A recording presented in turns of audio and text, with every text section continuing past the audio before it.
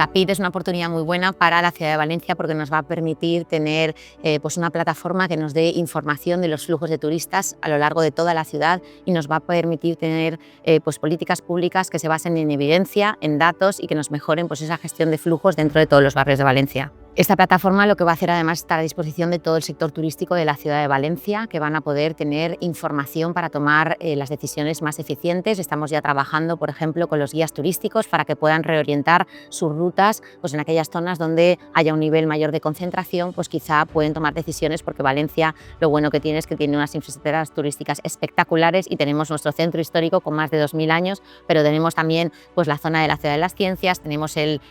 antiguo cauce del río Turia, tenemos la playa, tenemos nuestros museos y por tanto lo que va a permitir es que podamos hacer una redistribución de los flujos de la mano de los operadores turísticos para además mejorar la experiencia de ese turista, que el propio turista también va a tener pues esos datos, van a tener experiencias que van a estar más personalizadas en función de sus gustos, en función de lo que esperen, ¿no?, de la ciudad, y por tanto va a enriquecer mucho esa experiencia. Y en cuanto a los vecinos de Valencia, pues lo que nos va a permitir es efectivamente pues el poder trabajar en esa redistribución de flujos, en esa desconcentración de zonas donde quizá pues haya un volumen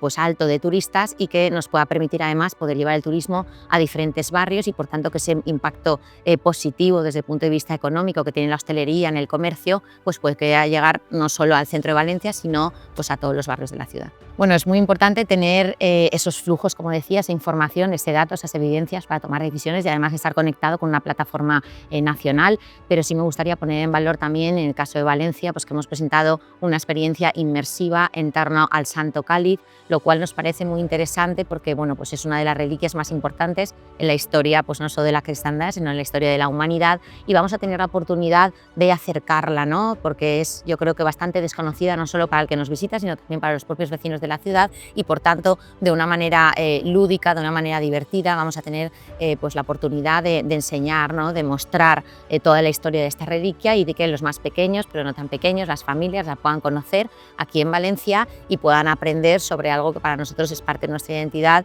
y que es muy importante transmitir a toda la ciudadanía.